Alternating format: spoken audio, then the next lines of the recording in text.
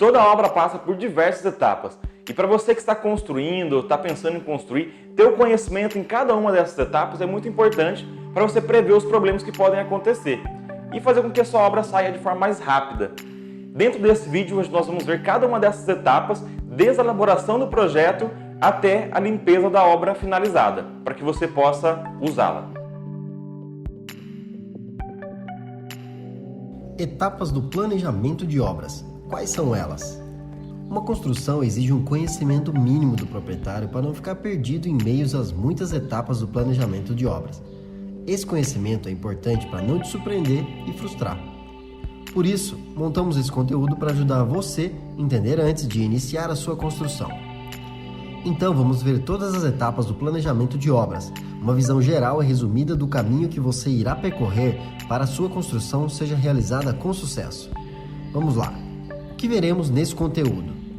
Projeto arquitetônico, serviços preliminares, fundações, estrutura ou superestrutura, paredes e vedações, telhados e forros, instalações hidrossanitárias, instalações elétricas, instalações complementares, acabamentos e revestimentos, esquadrias, pinturas e texturas, área externa e paisagismo, limpeza final de obra.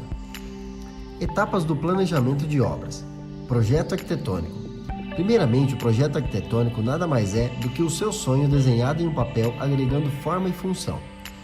Então nele deve conter a planta baixa do imóvel detalhada, cortes, cobertura, fachadas, especificações das aberturas, portas e janelas. Mas para que o projeto seja feito da melhor maneira e sem dor de cabeça, não deixe de procurar um profissional competente, seja ele arquiteto ou engenheiro civil.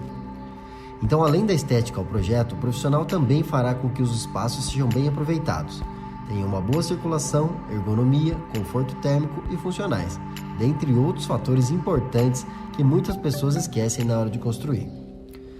Após a conclusão do projeto, o profissional emitirá um documento perante o CAU ou CREA, de responsabilidade técnica, onde se tornará responsável pela direção da obra.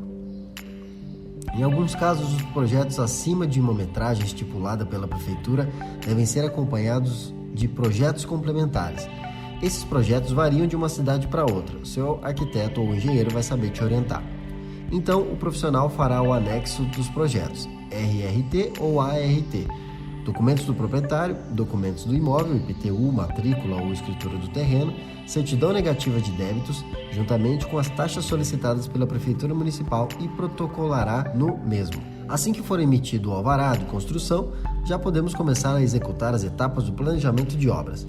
Explicamos com mais detalhes quais documentos são necessários para acessar a sua construção em outro artigo do nosso site. Outra informação importante que faz toda a diferença na hora de construir é o planejamento de obras. Por isso, converse com o profissional responsável e solicite um orçamento aproximado da sua obra. Então não se esqueça dos seguintes itens. 1. Verifique o tempo necessário para obter as licenças junto aos órgãos públicos. 2. Regularize todos os procedimentos. 3. Faça a matrícula do imóvel e solicite o alvará de construção. 4. Solicite a certidão negativa de débito.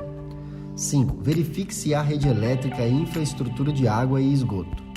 6. Instale uma placa indicando o responsável técnico para garantir uma gestão no canteiro de obras. 7. Defina um espaço para guardar os materiais. 8. Analise as possibilidades para a contratação de funcionários e a capacidade técnica deles. 9. Lembre-se de ficar atento aos direitos trabalhistas. 10. Defina o que será feito com os resíduos da obra.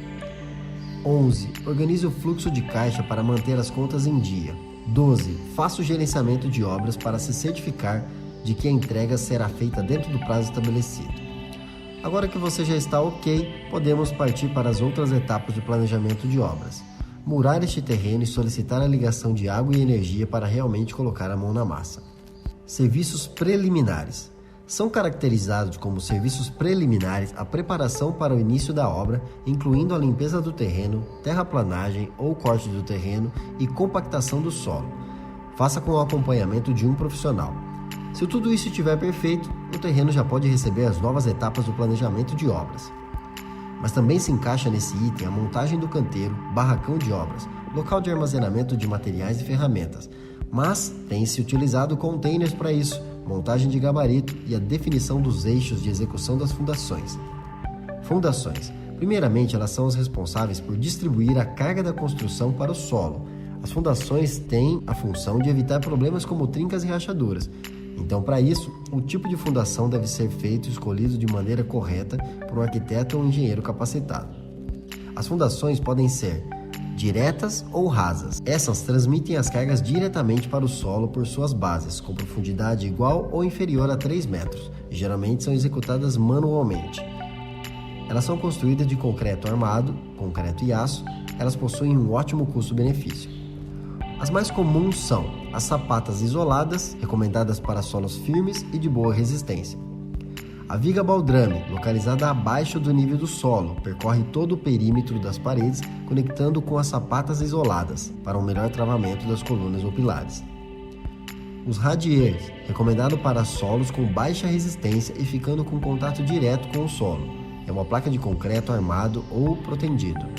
E a sapata corrida é uma fundação superficial contínua de concreto armado e se assemelha à viga baldrame, muito utilizada na construção de casas com vãos pequenos, muros, paredes de reservatórios e piscinas, onde o peso da construção é transferido para as colunas e depois distribuído linearmente para o solo.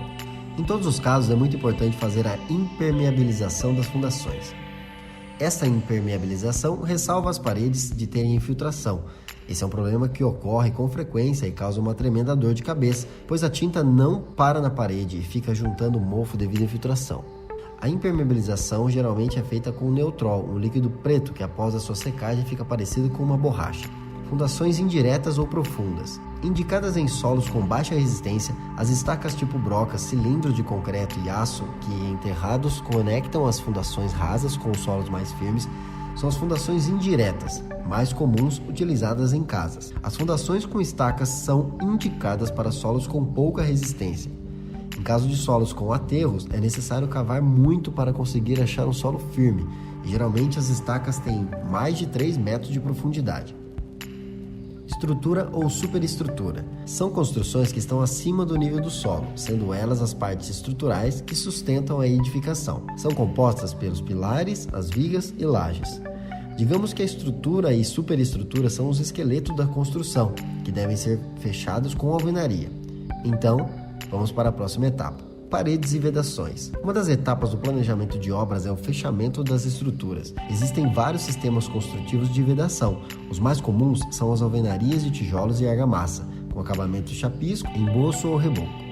Também existe o sistema de drywall, gesso acartonado com perfis metálicos, fazendo a sustentação dessas placas. Apesar de parecer frágil, este é um sistema super resistente. Montamos inclusive um artigo completo em nosso blog a respeito de gesso drywall para paredes e se vale a pena. Telhados e forros. A construção do telhado é dividida em 2 etapas: estrutura, engradamento e cobertura, telhas. As telhas podem ser cerâmicas, concreto, metálicas, fibrocimento e vários outros modelos. Existem muitos estilos de telhados e também abordamos esse assunto em um dos artigos em nosso blog, que se chama Quais os modelos de telhados e tipos de telhas. Instalações hidrossanitárias. As instalações hidrossanitárias são instalação de água fria, instalação de esgoto, instalação de água quente, instalação de água de reuso, se houver. A cisterna pode ser uma ótima opção para reaproveitamento de água. Saiba como funciona e se vale a pena ter uma cisterna em um dos artigos do nosso blog. Instalações elétricas. É a passagem de eletrodos, fios e cabos, seguida da instalação de tomadas e interruptores. Então, toda a instalação é dividida em circuitos protegidos por um disjuntor. Este é o projeto complementar que deve ser realizado para que não falte tomadas ou pontos de iluminação na sua casa. Instalações complementares. Essa etapa tem relação com as instalações elétricas, pois é no projeto complementar elétrico que serão definidos os pontos de energia da residência. Mas as instalações complementares estão inclusas TV, internet, ar-condicionado, chuveiro, banheiras, hidromassagem, entre outros equipamentos. Acabamentos e revestimentos. O assentamento de pisos cerâmicos, porcelanatos, pisos laminados, azulejos, granitos fazem parte de uma das etapas do planejamento de obras. Então, a escolha desses revestimentos são importantes tanto para a estética do ambiente quanto para a segurança. Por isso, tenha a ajuda de um profissional para fazer a escolha dos mesmos. Esquadrias, portas e janelas. As esquadrias são as portas e as janelas. Existem vários tipos de esquadrias no mercado. Elas podem ser de material metálico, alumínio, madeira, PVC ou vidro temperado. A instalação deve ser bem feita para evitar problemas na abertura. Além disso, é recomendado fazer impermeabilização dos esquadros que irão receber as esquadrias, pelo mesmo fato de evitar infiltrações e aborrecimentos ao longo do tempo. Pinturas e texturas. Etapa de pintura interna, externa e texturas. A pintura interna em paredes de alvenaria se divide em preparar as paredes, pisos e tetos, aplicar selador, aplicar massa corrida, pintura com tinta acrílica, 2 ou 3 demãos, louças e metais. Essa etapa é de instalação de lavatórios sanitários, bancadas, boxes de banheiro, torneiras e outros equipamentos relacionados. Área externa e paisagismo. Finalmente, essa é a etapa do acabamento externo de sua obra. Ela que dará vida e beleza para o visual da sua construção. Piscina, quadra, área de churrasqueira, gradil, plantio de grama e cultivo de jardim. Fizemos um artigo comparando a opção de ter um gramado ou concretar todo o quintal. Veja qual a melhor opção lá no nosso blog. Limpeza final de obra. Então, a última das etapas do planejamento de obras é a limpeza. É importante olhar todos os detalhes para que fique tudo muito limpo e bonito para receber a sua família e seus móveis. Também é nessa etapa que é testado o funcionamento de todas as instalações. A falta de conhecimento e construção só traz transtornos e problemas, atrasos, mau gosto e prejuízo. Por isso, não pense em fazer tudo sozinho. Contrate profissionais especializados da área para elaborar projetos, planejar, orçar e executar a obra. Você terá economia de tempo e dinheiro, qualidade, segurança e bom gosto. Uma boa obra para você. E aí, gostou desse vídeo? Deu para compreender um pouquinho de cada uma dessas etapas? Temos esse objetivo, de te ajudar a entender antes de realizar a sua construção, reforma ou decoração. Na descrição eu vou deixar o link do nosso site, onde você vai encontrar diversos outros conteúdos relacionados a esse tema. Compartilhe esse vídeo, deixe seu comentário aí, que isso fortalece bastante o nosso canal. Valeu!